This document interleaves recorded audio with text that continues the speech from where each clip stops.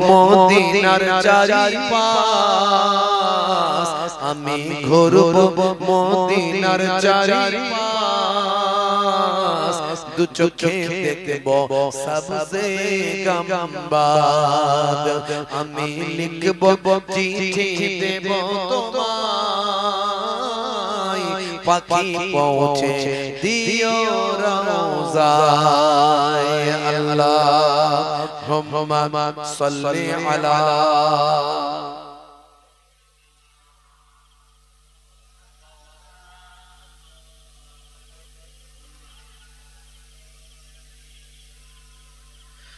তিসনাই কাতর আমার মন তিসনা মিটাবে কূপ জমজম তিসনাই কাতর আমার মন তিসনা মিটাবে কূপ জমজম সে পানি মাগবো আমি সারা পাখি পৌঁছে দিও রওজায় আমি লিখব চিঠি দেব তোমায় পাখি পৌঁছে দিও রওজায় আমি থাকব বসে আশায় চিঠির উত্তর আসবে আমার গায় চিঠির উত্তর যদি না পাই জীবন মরণ সবই যে বৃথা চিঠির উত্তর যদি না পাই জীবন মরণ সবই যে বৃথা যে প্রেমের চাদর ওয়াইস গুরুর গায় যে প্রেমের চাদর ওয়াইস গুরুর গায় সে প্রেম নবীর আশিক করে চায় যে প্রেমের চাদর ওয়াইস গুরুর গায় সে প্রেম নসিব করো গো আমায় আমি লিখব চিঠি দেব তোমায় পাখি পৌঁছে দিও রওজায় আমি থাকব বসে আশায় চিঠির উত্তর আসবে আমার গায় আল্লাহুম্মা সাল্লি আলা وعلى آل سيدنا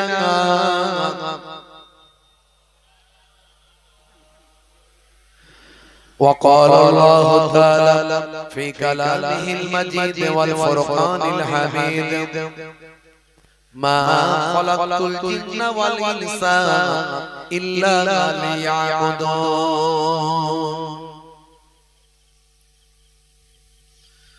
وقال الله تعالى أيضا في كتابه مخبرا ومكروا ومكر الله والله خير الماكرين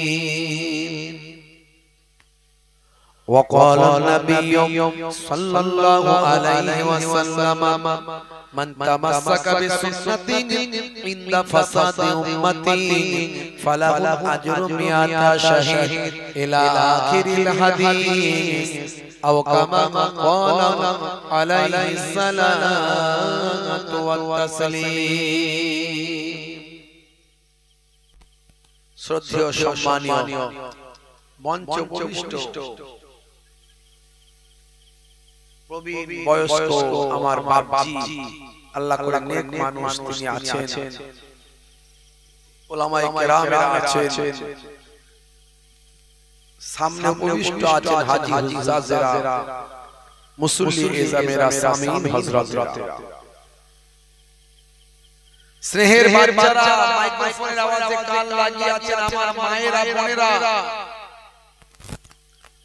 জাতি ধর্ম বর্ণ নির্বিশেষে শ্রোতা বন্ধুরা প্রত্যেককে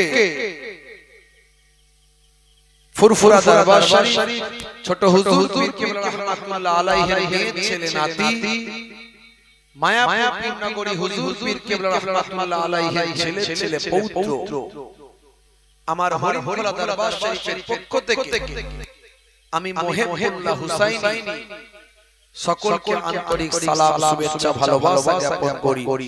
আল্লাহ পাকের রহমত সমস্ত ঈমানদারের উপর হোক, জোরে বলুন আল্লাহুম্মা আমিন। কিছু সময় জিকিরুল্লাহ জিকিরুন নবীর আলোচনা, আল্লাহ করে সারা জীবন আলোচনা শুনছেন, ওয়াজ শুনছেন।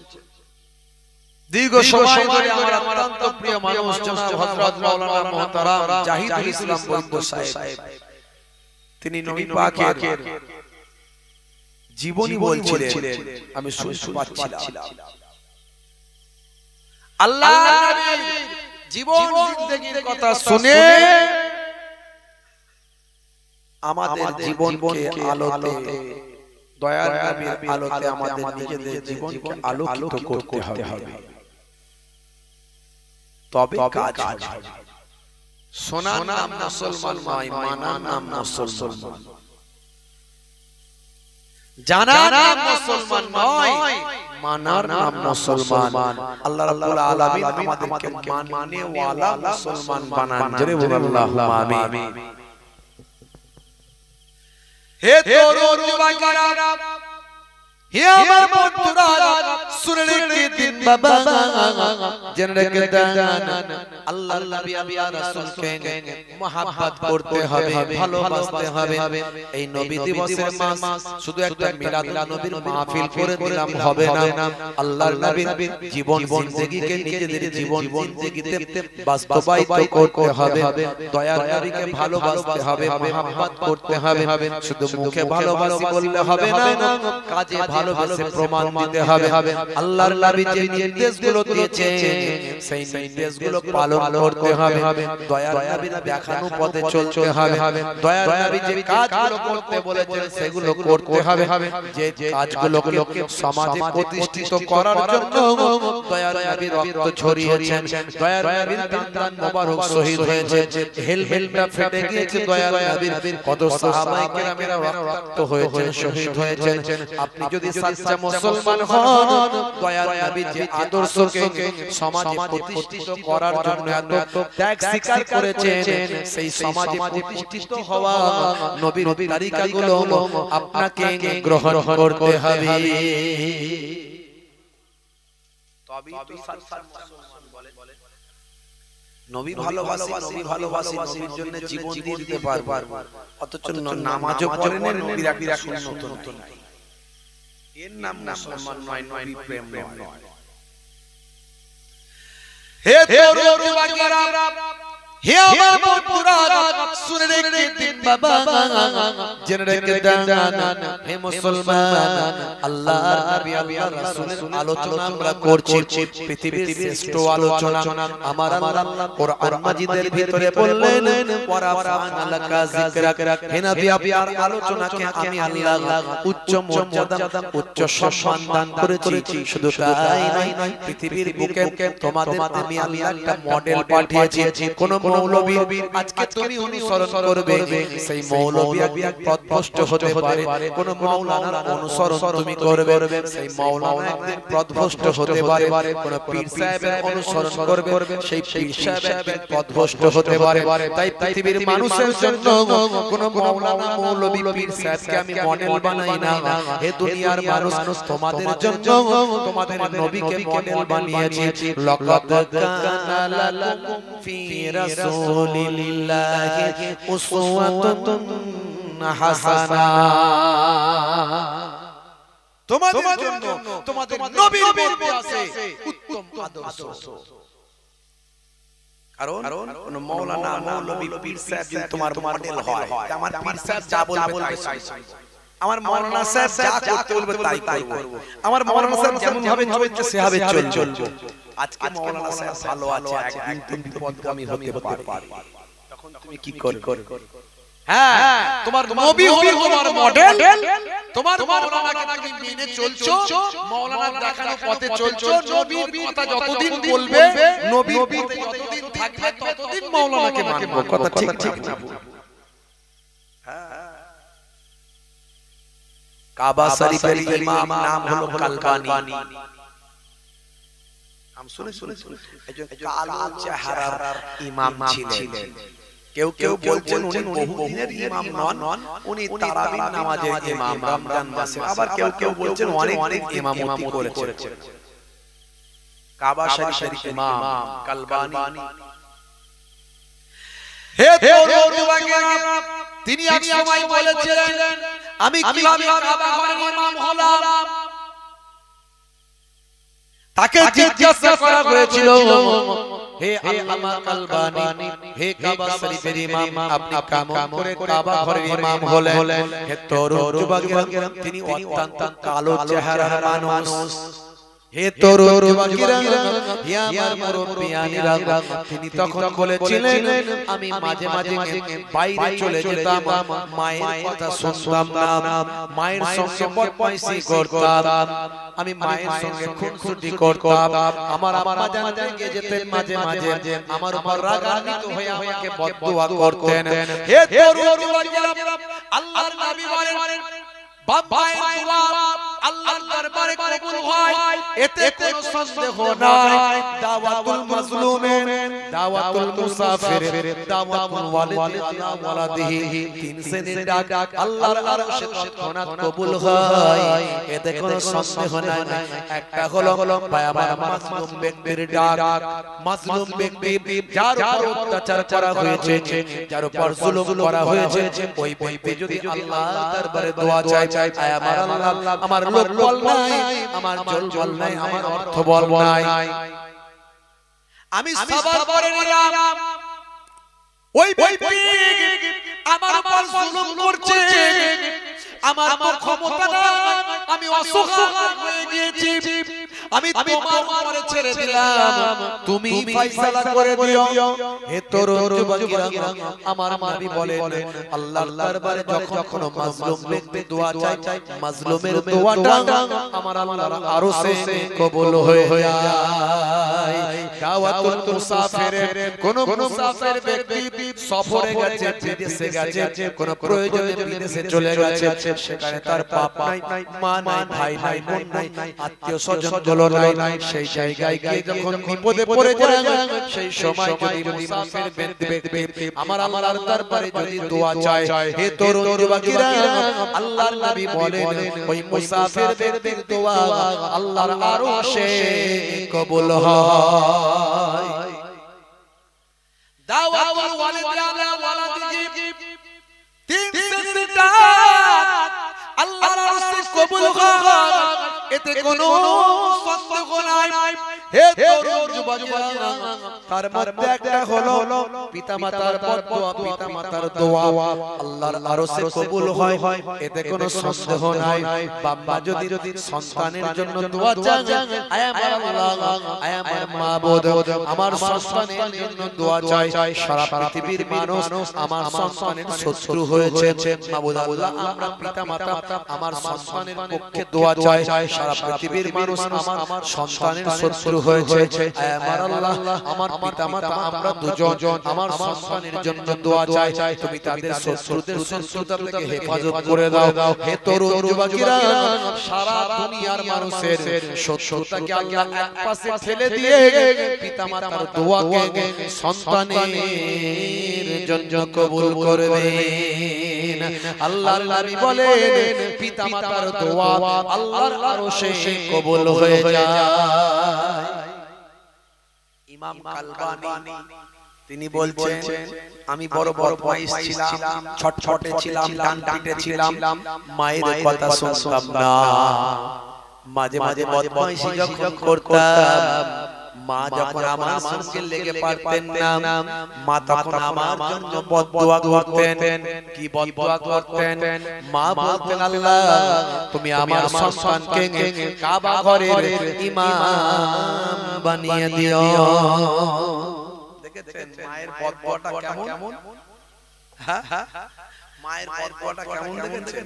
অন্যজন জন্য মায়েরা হলে কেমন বদদোয়া করবে, জ্ঞানী মা বলছে কাবা ঘরের যেন আল্লাহ কি তোকে ইমাম বানিয়ে দেয়, তবে তুই জব হয়ে যাবে। বুঝতে পারছিস? কাবা ঘরের ইমাম হয়ে যাইতে পারে না। হে তরুণ যুবকেরা, ইমাম কালবানি বলেছিলেন আমি আমার মায়ের বদদোয়ায় কাবা ঘরের ইমাম হয়ে গেছি। হে তরুণ যুবকেরা, কিন্তু বড় বড় ব্যক্তিরা, আলেম ওলামারা, বড় বড় যারা বিশেষজ্ঞ, তারা বলছেন তিনি বেশি দিনের ইমাম ছিলেন না, মাত্র রমজান মাসে তারাবির নামাজের ইমাম ছিলেন। আর যাই হোক, কাবা ঘরের ইমাম কিছুদিন হলো তিনি করেছেন, কিন্তু তার পদস্খলন কেমন ভাবে হলো ভাই আমার দোস্ত আমার, ইন্টারনেট সার্চ করলে পাবেন কাবা ঘরের ইমাম, এই কালো ইমাম, কালো চেহারার ইমাম, ইমাম কালবানি, তিনি কখনো সিনেমাতে অভিনয় করছেন, বলুন নাউজুবিল্লাহ। তিনি কখনো ভাই আমার নায়ক গায়কদের মতো ভাই আমার বিভিন্ন অ্যাড কোম্পানির সঙ্গে যুক্ত হয়ে অ্যাড করছেন। শুধু তাই নয়, এমন কি জুয়ার আসরে তাকেও দেখা গেছে। বর্তমানে তিনি আর কাবা ঘরের ইমাম নাই। তাহলে মনে রাখবেন যে কোন সময় যে কারো পদস্খলন হতে পারে না। এই জন্য আমার আল্লাহ তাআলা পৃথিবীর কোন মানুষকে কোন মানুষের জন্য মডেল বানালেন না। হে যুবকেরা, আমার পৃথিবীর কোন মাওলানাকে সারা পৃথিবীর মানুষের জন্য মডেল বানালেন না। সারা পৃথিবীর মানুষের জন্য কোন ওলিকে কোন পায়গাম্বার বা পীরকে কোন মুর্শিদকে মডেল বানালেন না। যার হৃদয়টাকে আমার আল্লাহ পরিষ্কার করেছিলেন, স্বচ্ছ বানিয়েছিলেন, বারবার যার সিনা চাক হয়েছিল, জমজমের কুয়ার পানি দিয়ে যার সিনাটাকে ধৌত করা হয়েছিল, কুদরতভাবে যাকে পরিষ্কার পরিচ্ছন্ন করা হয়েছিল, আখির জামানায় পায়গাম্বার বানানো হয়েছিল, যার কোনদিন পদস্খলন হবে না। আমার আল্লাহ সেই নবীর কথা বললেন, পৃথিবীর মানুষ শুনে রেখে দাও, জেনে রেখে দাও বাবা, তোমাদের জন্য তোমাদের নবীর মধ্যে আছে উত্তম আদর্শ। তোমাদের নবীকে তোমাদের জন্য মডেল বানিয়েছে, সেই নবীকে তোমরা মেনেছো, সেই নবীকে অনুসরণ করো। আর নবী বলছেন শুধু মুখে ভালোবাসি বললে হবে না, কাজে ভালোবাসি। আল্লাহর নবী বলেন শুধু মুখে নবী ভালোবাসি বললে হবে না, কাজে ভালোবাসতে হবে।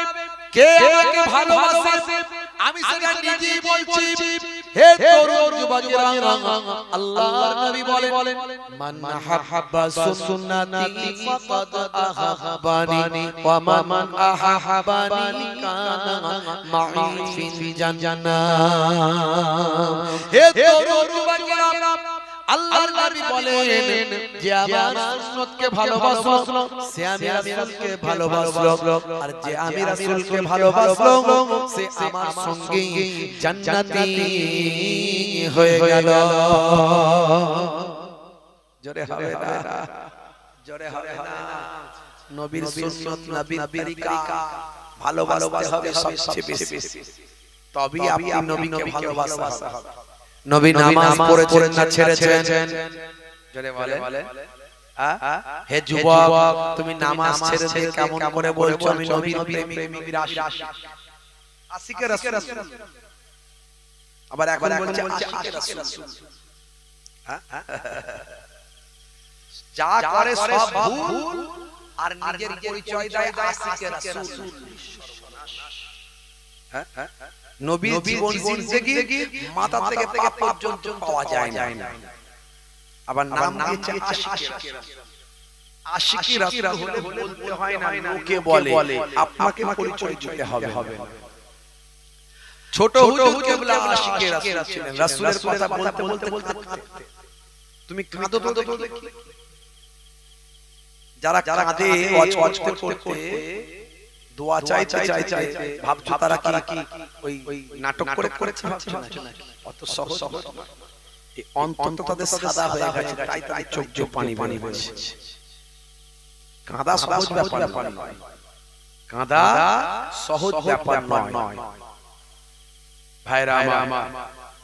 হে তরুণ যুবকেরা, হে আমার বন্ধুরা, শুনে রেখে দিন বাবা, জেনে রেখে দেন হে মুসলমান আপনি নবী পাককে ভালোবাসেন নবী পাক সারাটা জীবন নামাজের জন্য জিহাদ করেছেন কষ্ট পেয়েছেন সারাটা জীবন নামাজকে প্রতিষ্ঠা করার জন্য দয়া নবী আমার কত অত্যাচার জুলুম সহ্য করেছেন সারা শরীরে রক্ত ঝরেছে নবীর আমার সারা শরীরটা রক্তাক্ত হয়ে গিয়েছে নবীর আমার তায়েফের মাটিতে আল্লাহর নবী আল্লাহর রাসূল উপর হয়ে পড়েছেন দয়ার নবীর শরীর থেকে রক্ত গিয়ে তার জুতো মোবারকে জমে গিয়ে রক্তটা বসে গিয়েছে হে হুয়া আমার বন্ধুরা হে আমার মুরব্বিয়ানা শুনে রেখে দিন বাবা জেনে রেখে দেন নবী আমার ইসলামের প্রচারের জন্য নামাজকে প্রতিষ্ঠা করার জন্য কত আমার মহব্বত করেছেন নবী আমার কত ভালোবেসেছেন ইসলামকে প্রতিষ্ঠা করার জন্য কত মহব্বত করেছেন উম্মতের জন্য কত ভালোবাসা দিয়েছেন কত ত্যাগ স্বীকার করেছেন কত অত্যাচারিত হয়েছেন নবুয়ত লাভের পর মক্কার পাশাপাশিরা যখন আমার নবীর উপর আঘাত করা বাড়িয়ে দিল অত্যাচার করা বাড়িয়ে দিল আল্লাহর নবীর কথা যখন তারা শুনতে চাইল না হে তরুণ যুবকেরা চাচা আবু জাহিল আবু লাহাব যখন জুলুম বাড়িয়ে দিল আল্লাহর নবীর আশ্রয়গুলো যখন একে একে বিদায় নিল আম্মা জান খাদিজাতুল কুবরা বিদায় নিল হযরত দাদা আব্দুল মুত্তালিব বিদায় নিলেন হে তরুণ যুবকেরা চাচা আবু তালিব ছিলেন তিনিও বিদায় নিলেন মক্কার কুফারেরা আমার নবীর উপর জুলুম অত্যাচার বাড়িয়ে দিল কেন বাড়ালো নবী আমার সকলকে এক আল্লাহর কথা বলেন জাহান্নাম থেকে বাঁচিয়ে নিয়ে জান্নাতি করতে চায় এরই জন্য তারা জুলুম করতে শুরু করলো হে তরুণ যুবকেরা হে আমার বন্ধুরা আল্লাহর নবী দেখলেন মক্কার মানুষেরা অত্যাচার বাড়িয়ে দিয়েছে মক্কার মানুষেরা হিদায়াত হতে চায় না কিন্তু তায়েফের মানুষেরা তারা তো আমার আত্মীয় স্বজনদের মধ্যে সম্পর্ক মদিনা শরীফে আমার নানার বাড়ি সে নানার বাড়ির সঙ্গে তাদের সম্পর্ক হে তরুণ যুবকেরা আমার আত্মীয়দের মধ্যে তো সেখানকার নেতা হয়েছে তিনজন আমার পরিচিত আত্মীয় তিনজন বড় বড় লিডার আছে তাদের কাছে গিয়ে যদি দ্বীনের দাওয়াত দিই তারা যদি দ্বীনের দাওয়াতটা গ্রহণ করে তাহলে তায়েফের মানুষেরা হিদায়াত প্রাপ্ত হবে হে তরুণ যুবকেরা হে আমার মুরব্বিয়ানা শুনে রেখে দিন বাবা জেনে রেখে দিন বাবা আল্লাহর নবী তায়েফের জমিনে গিয়ে ওই তিনজন বিখ্যাত বড় বড় নেতার কাছে যারা শরফের সম্পর্কে আল্লাহর নবীর আত্মীয় হতেন হে তরুণ যুবকেরা তাদের কাছে গিয়ে ইসলামের দাওয়াতটা দিলেন এক আল্লাহর কথা মানতে বললেন লাত উজ্জা মানাতের ইবাদত করতে বললেন আল্লাহর নবী বললেন লা তুসামানা এদের আসলে কোনো ক্ষমতা নাই এদেরকে মানুষ তৈরি করেছে আর মানুষ আবার এদেরকে স্রষ্টা বলে আরাধনা করছে আসলে এদের কোনো ক্ষমতা নাই তোমরা লা তুসামানাতে ইবাদত ছেড়ে আল্লাহর ইবাদত করো আল্লাহ বুঝতে পারছেন তখন এই নাত ওজা মানাত এগুলোর উপরে জিন ভর করত জিন ভর করত এইজন্য মানুষের বিশ্বাস খুব বেড়ে গিয়েছে বিশ্বাস খুব বেড়ে গিয়েছে মক্কা বিজয়ের পরে আল্লাহর নবী হযরত খালিদ বিন ওয়ালিদ রাদিয়াল্লাহু তাআলা আনহুকে নির্দেশ দিলেন যাও আরবের সবচেয়ে বড় ওদের সবচেয়ে বড় উপাসনা গৃহ সেটা হলো উজ্জার গৃহ সবচেয়ে বড় যারা আরবের মানুষ সবচেয়ে বেশি যার উপাসনা করে তার নাম হচ্ছে উজ্জা হযরতে খালিদ বিন ওয়ালিদ রাদিয়াল্লাহু তাআলা আনহুকে নির্দেশ দিলেন যাও হে খালিদ ওয়ালিদের পুত্র খালিদ আল্লাহর সাইফুল্লাহ আল্লাহর তলোয়ারি আল্লাহর তলোয়ার যাও তোমাকে নির্দেশ দিলাম মক্কার কাবা ঘরের পাশে যত ওরা খোদা বানিয়েছিল সব ধ্বংস হয়ে গেছে সব নিষ্ক্রিয় নির্জীব সব জড় পদার্থকে ওরা খোদা বলেছিল, সব ধ্বংস হয়ে গেছে, কোনো অস্তিত্ব নাই। মানুষ বুঝে গেছে যে এগুলো আমরা তৈরি করেছি বলে আবার খোদা বলি, এটা নাকি আমাদের স্রষ্টা। কি করে হতে পারে? কিন্তু এখনো পর্যন্ত উজ্জা আছে। সে উজ্জাকে লোকে জ্যান্ত খোদা বলে, একেবারে জ্যান্ত খোদা বলে। যাও খালিদ সে উজ্জার সঙ্গে মোকাবেলা করে উজ্জাকে ধ্বংস করে মানুষকে বুঝিয়ে দাও যে এই জড় পদার্থের কোনো ক্ষমতা নাই, ক্ষমতা একমাত্র আল্লাহ। বুঝতে পারছো? হে তরুণ যুবকেরা, হে আমার বন্ধুরা, শুনে রেখে দিন বাবা, জেনে রেখে যান হযরত খালিদ বিন ওয়ালিদ রাদিয়াল্লাহু তাআলা আনহু 30 জন অশ্বারোহী সৈন্য নিয়ে নাখলা নামক জায়গায়, হে তরুণ যুবকেরা, কাবা ঘর থেকে মক্কা শরীফ থেকে 60-62 কিলোমিটার 62 মাইল দূরে, 62 মাইল উত্তর দিকে কাবা ঘর, মক্কা শরীফ থেকে উত্তর দিকে 62 মাইল নাখলা নামক জায়গায় গেলেন। তরুণ যুবকেরা, হে আমার মুরব্বিয়ানেরা, সেখানে পাহাড়ের উপরে বিশাল আকারে সুসজ্জিত, সুসংগঠিত, শক্তিশালী একটা উপাসনা গৃহ। সেই উপাসনা গৃহটার নাম হলো উজ্জার উপাসনা গৃহ।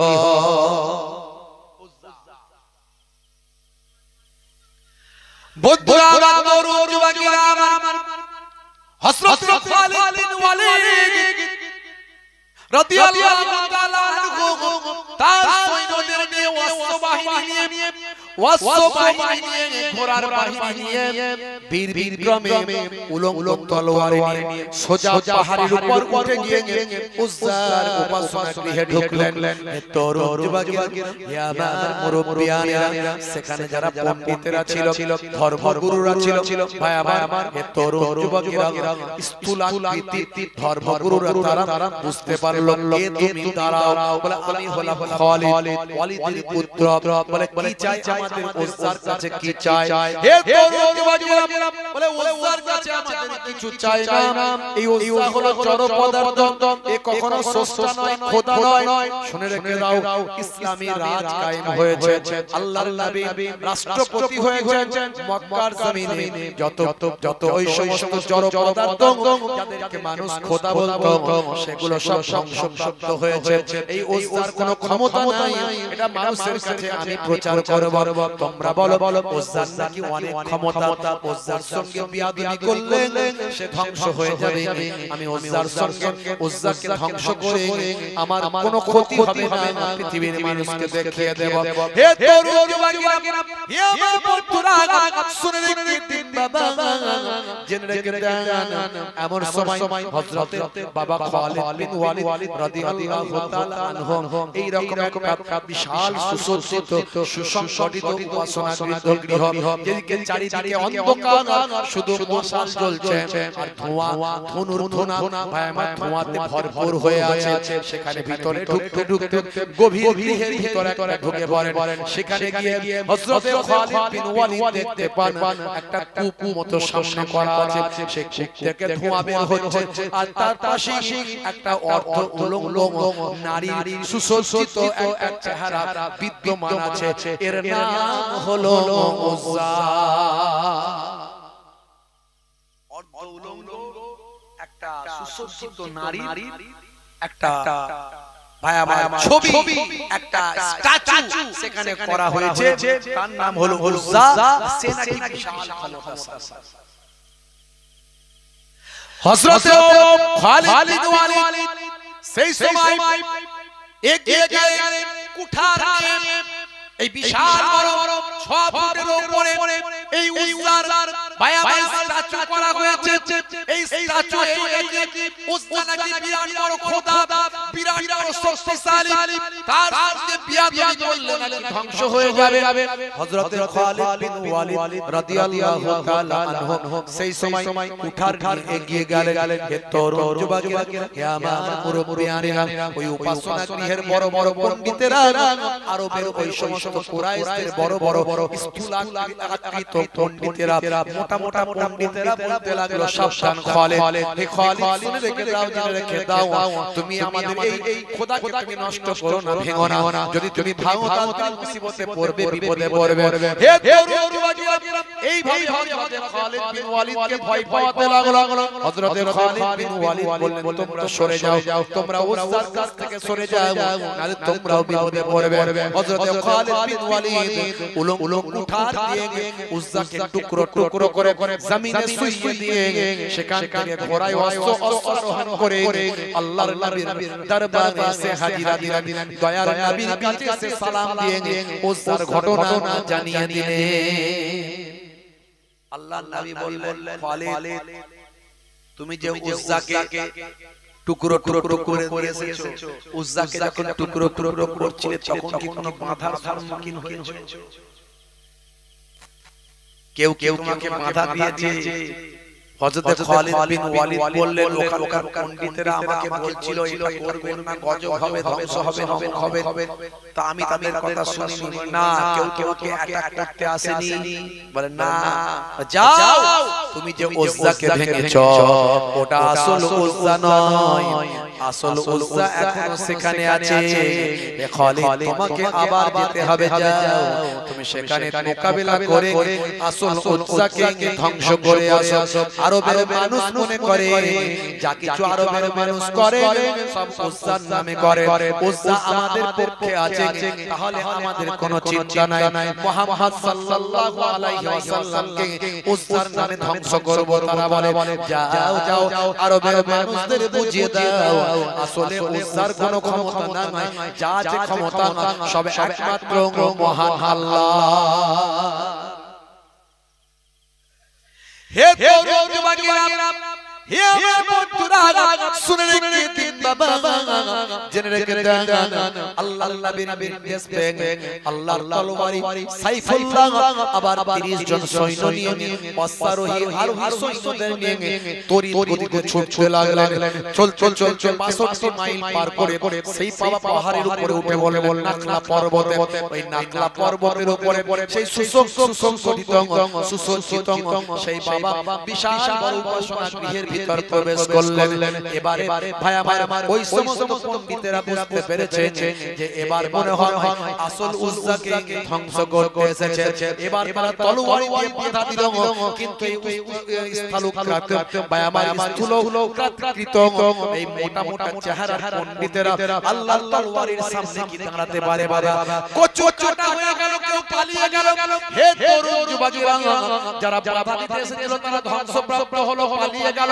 আল্লাহর সাইফুল্লাহ আল্লাহর তলোয়ারি হযরত খালিদ বিন ওয়ালিদ রাদিয়াল্লাহু তাআলা আনহু সেই সময় তার ভাই আমার উলম তরবারি নিয়ে ঢুকে পড়লেন। আরো গভীরে গেলেন, চারিদিকে অন্ধকার ভয়ঙ্কর পরিবেশ। হে তরুণ যুবকেরা, হে আমার মুরব্বিয়ানেরা, অন্ধকারাচ্ছন্ন মশাল জ্বলছে, চারিদিকে ধোঁয়ার কুণ্ডলিকায় ভরে উঠেছে, চারিদিকের পরিবেশটা অত্যন্ত ভয়ঙ্কর পরিবেশ। বাইরে আবার আরো গভীর রুমের মধ্যে চলে গেলেন, গভীর গৃহের মধ্যে সেখানে পৌঁছাতে গিয়ে দেখেন আবার একটা 6 ফুট লম্বা কম বেশি একটা বিশাল বড় উজ্জার চেহারা। আগে ওই চেহারার মতোই দেখতে সুশ্রীভাবে সাজানো হয়েছে, আলতোভাবে পোশাকটা দেওয়া হয়েছে, অর্ধলঙ্গ অবস্থায় নারী দেহটা তৈরি করা হয়েছে। কি সুন্দর দৃষ্টি নিয়ে তাকিয়ে আছে, যেন ভয়ঙ্কর আকৃতি, কাউকে অ্যাটাক করবে কিংবা তাকে সে গ্রাস করে নেবে, এইভাবে তাকিয়ে আছে। হে তরুণ যুবকেরা, হযরত খালিদ বিন ওয়ালিদ উলঙ্গ কোঠার গিয়ে গেলেন। এমন সময় দেখতে পাওয়া যায় উলঙ্গ কোঠার যখন চালাতে যাবে পেছন দিক থেকে একটা ভয়ঙ্কর জিন এসে হাজির হয়ে যায়। ভয়ঙ্কর জিন, তার চেহারা থেকে যেন আলো ঝরে পড়ছে, চেহারা থেকে যেন রক্ত ঝরে পড়ছে, চোখ যেন ঠিকরে বের হয়ে আসছে। হে তরুণ যুবকেরা, হযরত খালিদ বিন ওয়ালিদকে বললেন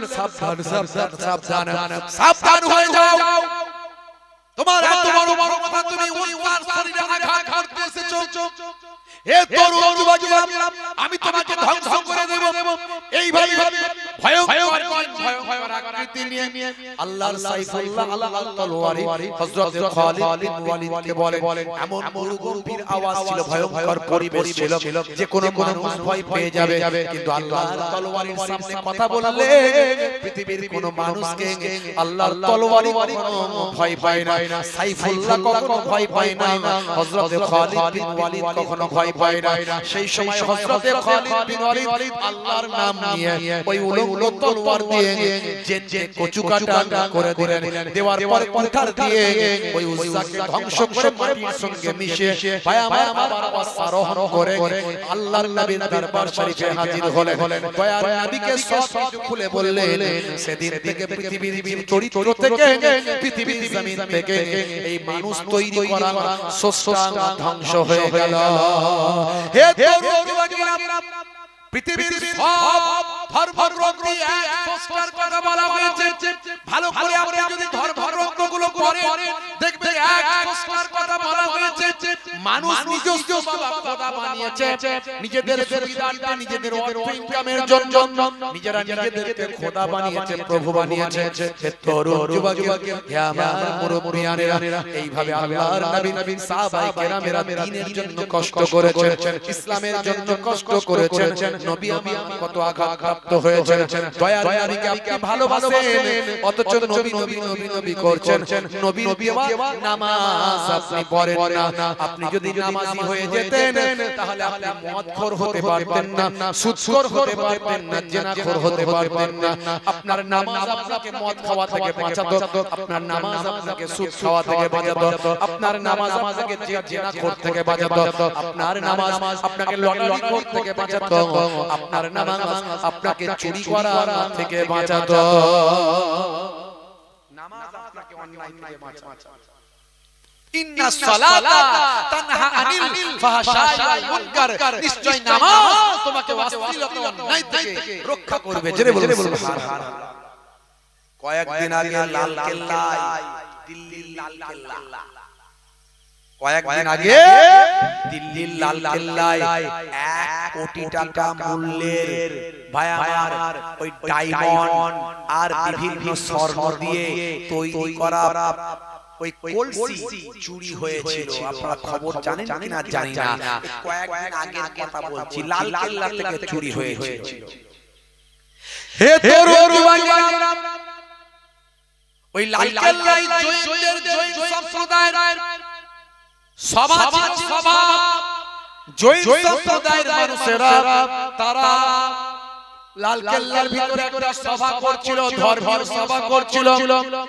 আর তাদের এই জৈন সম্প্রদায়ের মানুষদের মধ্যে এই কলস প্রথা, এই কলসি নিয়ে বিভিন্ন রকম উপকরণ নিয়ে তারা কাজ করে। হে তরুণ যুবকেরা, এগুলো ধর্মের উপকরণ মনে করে। তাদের মধ্যে থেকে ধনী ধনী ব্যক্তি বা আমার যারা কোটি কোটি কোটি কোটি টাকার মালিক, এই রকম ব্যক্তিরা জৈন সম্প্রদায়ের মানুষ তারা এই সময় লাল কেল্লা তাদের ওই কোটি কোটি টাকার মালগুলো নিয়ে এসে হাজির করে। এরই ফাঁকে জৈন সম্প্রদায়ের মধ্যে কোন একজন নাটক করে কোন একজন ভাই আমার ওই জৈন সম্প্রদায়ের ভাই আমার ওই রকম লেবাস ধরে আর 1 কোটি টাকা ওই কলসিটা চুরি করে নিয়ে চলে গিয়েছিল। ধর্ম কর্ম করতে এসে চুরি করে নিচ্ছে। এই মাঝে মাঝে মসজিদে জুতো চুরি হয় না? ঝরে বলে নামাজি তো চুরি করে না, চোর নামাজি সেজে চুরি করে। যে প্রকৃত নামাজি হবে সে চুরি করতে পারবে না। ভালো ভালো দামি দামি হাজার 2000 3000 টাকা দাম নামাজিরা নামাজ পড়তে যায়, নামাজের জন্য জানো নামাজের মহব্বত, ও জুতো আমার রইল চুরি হোক আর যাই, আর চোর ওই সামনে থাকে, পেছনের কাতারে দাঁড়াবে, সবচেয়ে শেষে ঢুকবে, দেখবে কাল কতটা দাম বেশি, আগে বের পাট করে নিয়ে হাওয়া। হে তরুণ যুবকেরা, হে আমার বন্ধুরা, শুনে রেখে দিন বাবা, আপনি যদি নামাজি হয়ে যান আপনি অন্যায় পথে ধাবিত হতে পারবেন না। আপনি যদি রাসূলের সুন্নাত মেনে চলেন ওজনে ঠকাতে পারবেন না। ছোটদের স্নেহ না করে পারবেন না, বড়দের সম্মান না করে পারবেন না। আল্লাহর নবী বলেন যে ছোটদের স্নেহ করে না আর বড়দের সম্মান করে না সে আমি রাসূলুল্লাহ আমার উম্মত নয়। হে তরুণ যুবকেরা, আপনি যদি প্রকৃত নবীর শিষ্য হন আপনি না ভাই আমার পিতামাতার অবাধ্য হতে পারবেন না। আপনি যদি নবীর প্রকৃত শিষ্য হন আপনি কখনো ভাই আমার ওই নেশা করতে পারবেন না। আজকাল মুসলমানের ছেলে নেশা করে আছে না নাই? ভালো চলছে, ধান্দা খাচ্ছে, রজনীগন্ধা কারবারে অশান্তি চালাচ্ছে শান্তি, মন করবে কমল খাচ্ছে ওরা বিমল। যেখানটা যাবে, যেখানে বসবে, যেখানে থাকবে সেখানটা পুচ চষে দিয়ে বেরিয়ে যাবে। আমি বলি 12 বছর ঘাস জন্মাবে না, বুঝতে পারছেন? গায়ে হাতে ট্যাটু আঁকা, হেঁটে চলে আঁকা বাঁকা, গায়ে হাতে ট্যাটু আঁকা, হেঁটে চলে আঁকা বাঁকা, কাছে গেলে দেখা যায় সুস্থ ছেলে না, তিরঙ্গার দুর্গন্ধে টেকা যায় না, তিরঙ্গার দুর্গন্ধে টেকা যায় না। মুসলমানের ছেলে গায়ে হাতে ট্যাটু করেছে, মুসলমানের নারী গায়ে হাতে ট্যাটু করেছে, ওই যে কি জানো একটা এখন নেত্রী হয়েছে, কি জানো নাম, কিছুদিন আগে বলছিল আজমির শরীফ নাকি সে ভেঙে দিতে চায়। সে বলছে আজমির শরীফের নাম নাকি পাল্টে দিতে চায়। ওই যে কি নজিয়া নাকি কি নজিয়া ওলাইহিয়া থেকে নাম বেরিয়েছে না একটা, ওইরকম আমি ওইরকম বাঁকিয়ে বলি, ভালো করে বলতে পারি না সব নামগুলো, বুঝতে পারছেন? তো যাই হোক, সে নাকি বলছিল আজমির শরীফ নাকি পাল্টে দেবে। ওরে নজিয়া, তুই কি আজমির শরীফ পাল্টাবি? তোদের যারা গুরুদেব, তোরা যাকে গুরুদেব মনে করিস, বাবা মনে করিস, তারাও আজমির শরীফে এসে খাজা গরিব নওয়াজের দরবারে এসে দোয়া করে আল্লাহর কাছে। জোরে বলুন, কত বড় বড় নেতা মন্ত্রী দেখবি, জানা আজমির শরীফে ভাঙে যা, একবার দেখ। আমরাও তো দেখতে চাই খাজা গরিব নওয়াজ কেমন অরিজিনাল ছিলেন, আমরাও দেখতে চাই। হ্যাঁ, আমরাও দেখতে চাই। অনেক তো ভাঙলি, অনেক রওজা ভেঙেছিস, মাজার ভেঙেছিস, ওলিয়া উলিয়াদের রওজা কবরগুলো ভেঙেছিস, মসজিদ ভেঙেছিস, মাদ্রাসা ভেঙেছিস। ভাঙতে মানে উপরের দিকে উঠছিস। তো যা একবার আজমির শরীফের রওজাটা ভেঙে দেখা, কত বড় বুকের পাটা আছে দেখে। যা, আমরাও দেখতে চাই খাজা গরিব নওয়াজ কেমন ওলি ছিলেন। বইয়ে তো অনেক পড়েছি, শুনেছি অনেক, একবার দেখতে চাই। যাও, সাহস হবে না, ক্ষমতা হবে না, ওরা জানে ওটা অরিজিনাল বাবা, ওর মধ্যে কোনো ভন্ডামি নাই। ওখানে গেলে বিপদ আছে, বুঝতে পারছেন? এই যে ভাই আমার হুগলি সেতু থেকে যে ব্রিজটা নেমেছে দেখবেন, ব্রিজটা নেমে কিন্তু ওখান থেকে বাঁকিয়ে দেওয়া হয়েছে, একটা মাজার রওজা আছে দেখবেন, রওজাটা দেখবেন বাঁকিয়ে দেওয়া হয়েছে। তো আমি বইয়ে পড়িনি, অনেক বিজ্ঞ মানুষদের মুখে শুনেছি উপর দিয়ে ব্রিজটা করার চিন্তা ভাবনা হয়েছিল, কিন্তু করতে পারিনি, মাজারও তুলতে পারিনি, ভাঙতে পারিনি, বাধ্য হয়ে ব্রিজকে ঘোরাতে হয়েছে। আল্লাহর ওলিদের ক্ষমতা আছে, সহজ নয়। হে তরুণ যুবকেরা, হে আমার বন্ধুরা, আজ থেকে প্রতিজ্ঞা কর নামাজি হয়ে যাব, অরিজিনাল হয়ে যাব, ভেজাল যাব না, লোক দেখানো ইবাদত করব না, যতটুকু করব আল্লাহর সন্তুষ্টির জন্য করব। কে আমাকে সুফি বলল, কে আমাকে দরবেশ বলল, কে আমাকে নামাজি বলল, কে আমাকে ওলি বলল, এতে কিছু যায় আসে না। আমি আল্লাহর খাতায় যদি নামটা লেখাতে পারি আমার দুনিয়া আখিরাতে কামিয়াবি হয়ে যাবে। হে তরুণ যুবকেরা, হে আমার মুরব্বিয়ানিরা, শুনে রেখে দিন বাবা, জেনে রেখে দিন বাবা, হযরতে ভাই দোস্ত আমার, হযরতে নবীর আশিক ছিলেন বাবা, নবীর আশিক ছিলেন বাবা, হযরতে ওয়াইস কুরনি হুজুর। আপনারা শুনেছেন ওয়াইস কুরনি। বন্ধুরা আমার, তরুণ যুবকেরা আমার, কুরুন নামের এলাকায় বাস করতেন, ইরাকের জমিনে কুফা জামিনে হে তরুণ যুবকেরা আল্লাহর নবী আল্লাহর রাসূল ইন্তেকালের আগে জুব্বাটা দিয়েছিলেন কাকে ভাইয়া আল্লাহর নবীর শরীর মোবারকের জুব্বাটা হযরতে ওমর ফারুক হযরতে আলী মুর্তজা কারামাল্লাহু ওয়াজহুকে দিয়েছিলেন দিয়ে বলেছিলেন বাবা ওমর বাবা আলী শুনে রেখে দাও যে কোন এক সময় তোমরা যদি পারো বাবা আমার একজন আশিক আছে তার নাম হলো ওয়াইস করণ এই ওয়াইস করণকে তুমি বাবা আমার পক্ষ থেকে জুব্বাটা দিয়ে দেবে জুব্বাটা দিয়ে বলবেন আল্লাহর নবী এই জুব্বাটা গায়ে দিতে বলেছেন আর বলেছেন উম্মতে মুহাম্মাদির জন্য তিনি যেন একটু দোয়া করে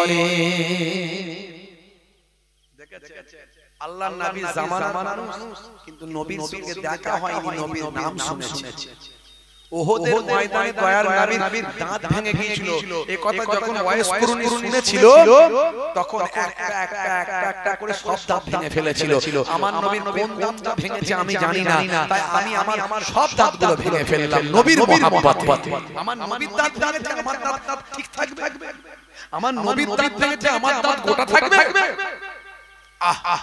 কেমন আশিক তাকে জিজ্ঞাসা করা হলো আপনি নবীর জামানাতে পেয়েছেন নবীর সঙ্গে দেখা করলেন না আমার মা ছিল অসুস্থ আমার মাকে ছেড়ে আমার কোথায় যাওয়ার মতো ক্ষমতা ছিল না মায়ের কি সম্মান আমার নবী সেই মায়ের সম্মান দেখিয়েছে আর হযরত ওয়াইস করুনি সেই সম্মানকে বজায় রেখেছেন আল্লাহর নবী বলেছেন ইযহাব ফাতিমাহা ফাইনাল জান্নাতা তাহতা রিজলাইহা যাও তোমার মায়ের সম্মান করো কারণ তোমার মায়ের পায়ের তলায় তোমার জান্নাত জোরে বলে সুবহানাল্লাহ জোরে হবে না আর জোরে হবে না মায়ের পায়ের তলায় সন্তানের জান্নাত সেই মাকে অনেক ছেলেরা কষ্ট দেয় আছে না নাই জোরে বলে আছে না নাই মা হলো আমার হৃদয়ের আলো জননীর মুখ দেখে মন করে ভালো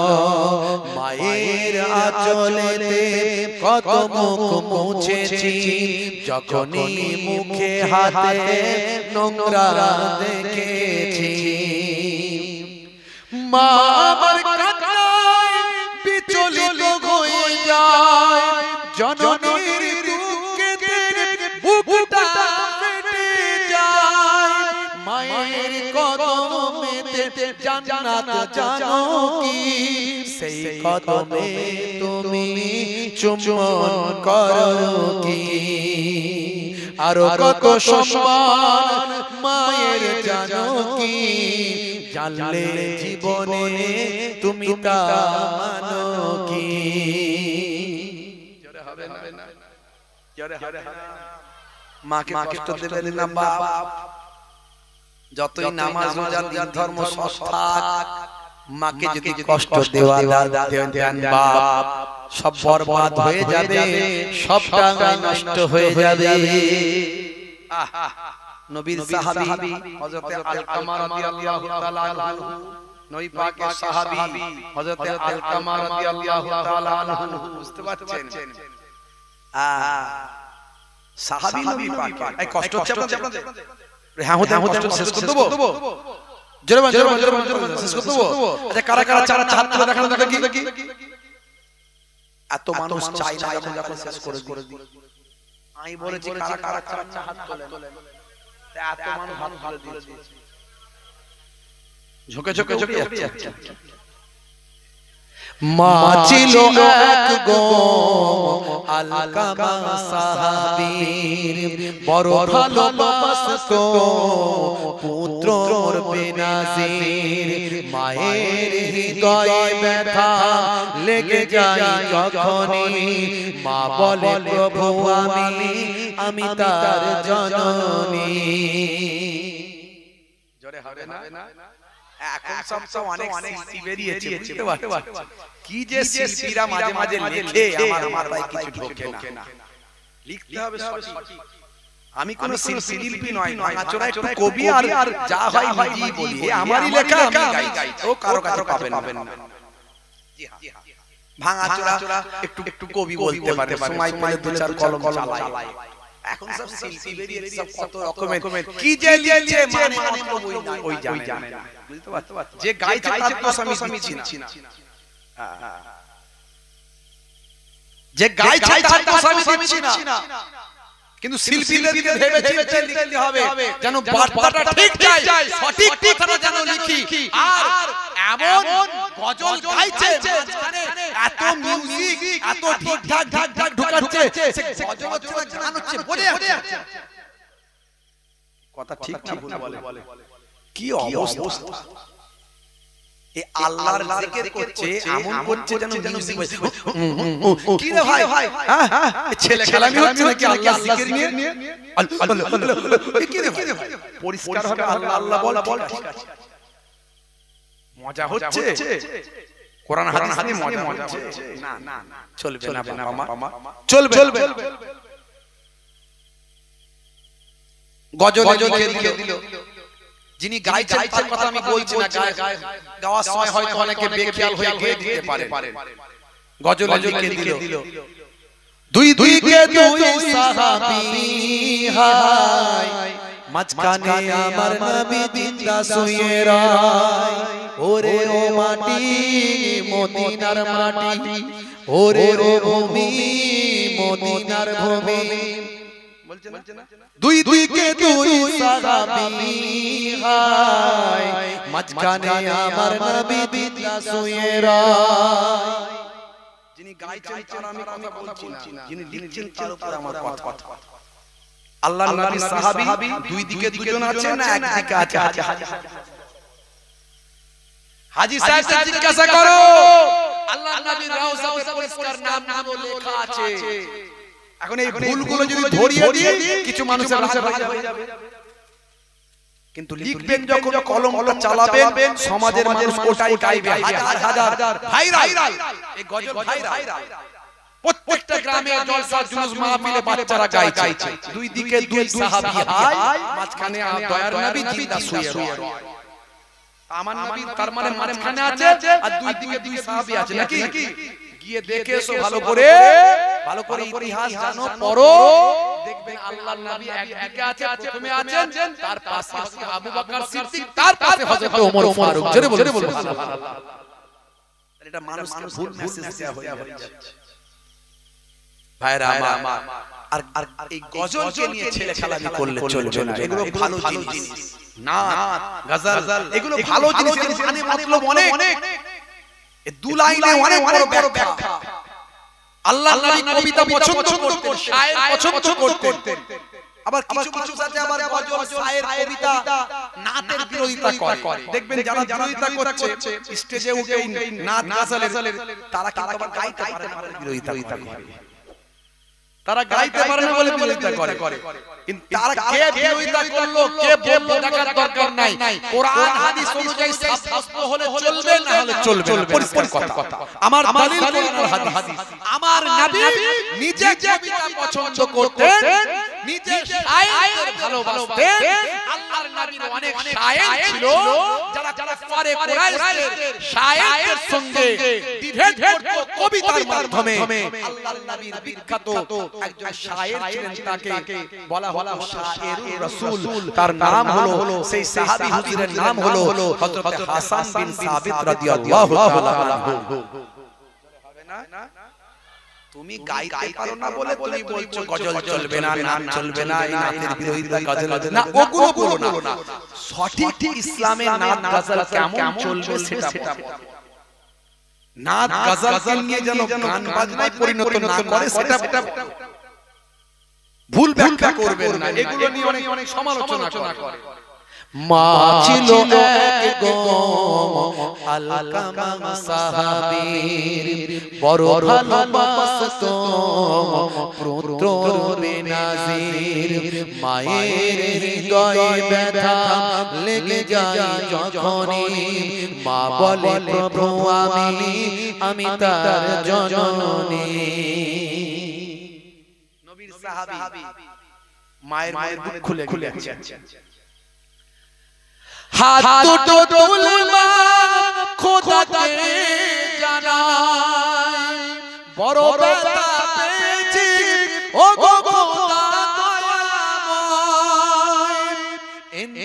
কালে তার দেখো কি ঘটে যায় সাহাবীর কালেমা নসিবে না হয় নবীর সাহাবী মায়ের মনে দুঃখ খুলে গেছে ইন্তেকালের সময় কালেমা নসিবে হয় না এ তরুণ যুবকেরা আমার আপনার নবী যখন খবর পেলেন জানতে পারলেন মায়ের মনে দুঃখ আছে যাও যাও ওই মাকে গিয়ে বলো ক্ষমা করতে মাফ করতে মা বলল আমার বড় কষ্ট আমি মাফ করতে পারবো না নবীকে আমার সালাম দিও হে তরুণ যুবকেরা আল্লাহর নবী বললেন তাহলে আমার সাহাবীর জীবনটা বৃথা জীবনটা বরবাদ যাও যাও যাও জঙ্গল থেকে কাঠ কেটে নিয়ে এসে আমার সাহাবীকে জ্বালিয়ে দিও এই খবরটা যখন মায়ের কানে খবরটা গেল মা বলল না না আমার সন্তানের এই কষ্ট আমি সহ্য করতে পারবো না আরে জননী মায়ের তুলনা হয়নি আর হবে না সেই সময় মা বলল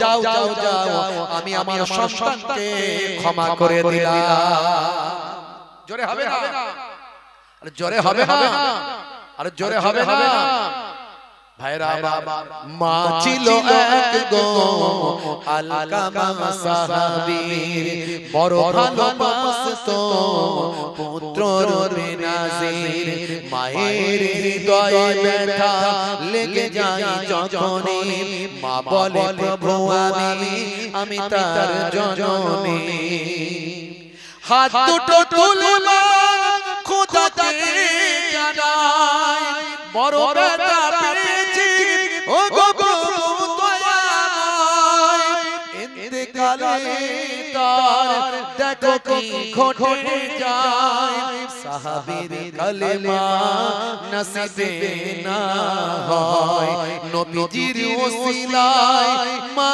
তাকে ক্ষমা দেয় কালেমা পড়ে তার রূহ পাখি উড়ে যায় জোরে হবে না মা হলো আল্লাহর বড় এক নিয়ামত দুনিয়ার সন্তান করো তার খিদমত মায়ের দোয়াতে বাইত ওলিয়া আল্লাহর দেওয়া মা হলো রহমান জোরে হবে না সেই মায়ের দেখভাল করতে হবে নির্দেশকার আল্লাহর নির্দেশকার দয়ার নবীর শুধু নবী ভালোবাসতে হবে না নবীর নির্দেশ ভালোবাসতে হবে নবীর নির্দেশ নামাজি হতে হবে নবীর নির্দেশ বাবা সুন্নাত ওয়ালা হতে হবে মুখে দাড়ি রাখতে লজ্জা পায় আছে না নাই রাগ করবে না তাদের মুখে দাড়ি না তারা লজ্জিত হবেন না কারণ আমি হিসাব দিতে এসেছি বলতে এসেছি বোঝাতে এসেছি হে তরুণ যুবকেরা বিরাট কোহলি মুখে দাড়ি রাখছে না রাখেনি হরভজন সিং এর মুখে দাড়ি আছে না নাই লিওনেল মেসির মুখে আছে না নাই নেতা মন্ত্রী খেলোয়াড় প্লেয়ার ভারতের প্রাক্তন প্রাইম মিনিস্টার মনমোহন সিং জি ভারতের বর্তমান প্রাইম মিনিস্টার নরেন্দ্র দামোদর দাস মোদি জি মুখে দাড়ি আছে না নাই দাড়ি এখন ফ্যাশন দাড়ি এখন মুখের সৌন্দর্য তাই বড় বড় নেতা মন্ত্রী খেলোয়াড় প্লেয়ার দাড়ি রাখছে কিন্তু মুসলমান দাড়ি আপনার আমার কাছে সৌন্দর্য বলে নয় দাড়িটা রাখবো আমি নবীর সুন্নাত বলে বড় বড় দাড়ি রাখতে লজ্জা বোধ হয় ছোট হলেও রাখো একদিন ঈমানি শক্তি বেড়ে যাবে মোহাম্মদ হুসাইন থেকে বড় দাড়ি সেদিন হবে ততদিন পর্যন্ত যদি মারা যাও ছোট দাড়িওয়ালা হয়ে যদি কবরে চলে যাও মুনকার নাকির ফেরেশতা এসে বলবে মান রব্বুকা দেখতে পাবে তোমার মুখে দাড়িটা নবীর সুন্নাত বলে রাখা হতে পারে ওই দাড়িটাই হবে তোমার নাজাতের জারিয়া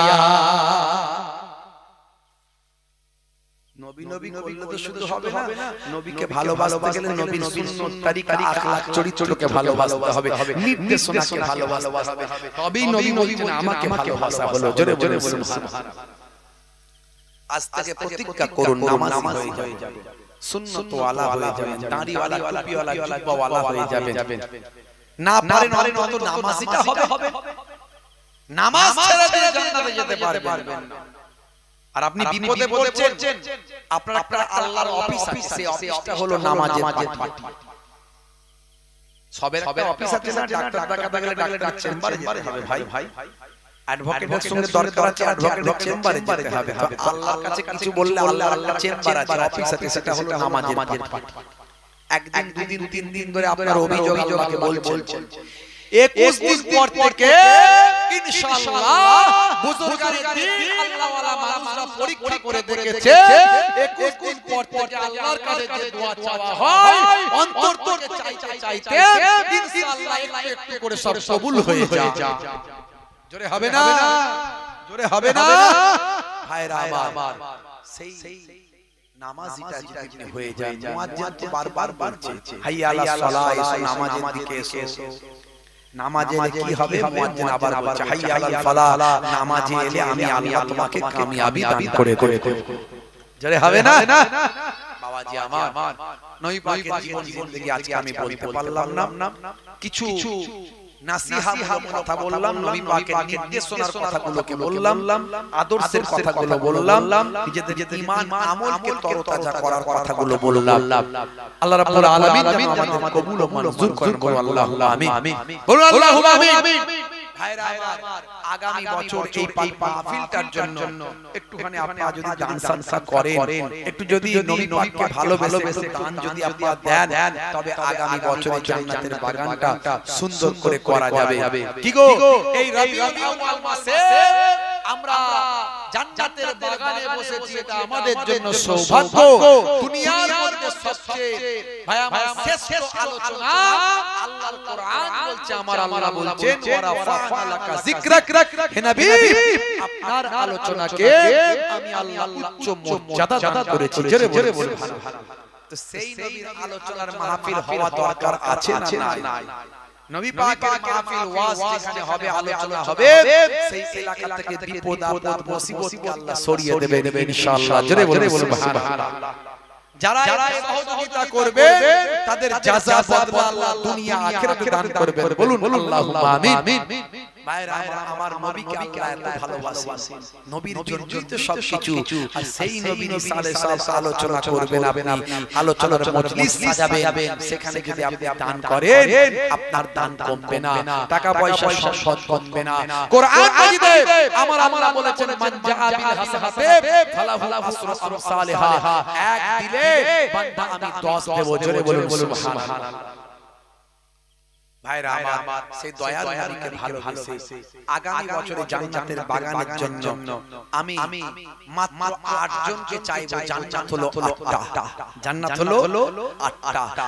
8 ভাইকে চাইবো 1001 টাকা করে। একটু হাতটা তুলে দেখেন না ওই নবী প্রেমিক কারা আছেন। হে যুবকেরা, দয়ার নবীকে ভালোবাসো, তার একটু প্রমাণ দাও দেখি। 1001 টাকা আমার নবী পাককে ভালোবেসে বাপ কবরে, মা কবরে, দাদা দাদি কবরে, আজ টাকা আছে কাল থাকবে না, কাফনের কাপড় ছাড়া কিছু সঙ্গে যাবে না। আচ্ছা বলুন তো দেখি 1001 টাকা একজনও দেনেওয়ালা আছে? মাশাআল্লাহ, আমার বাপজি থাকতে না পেরে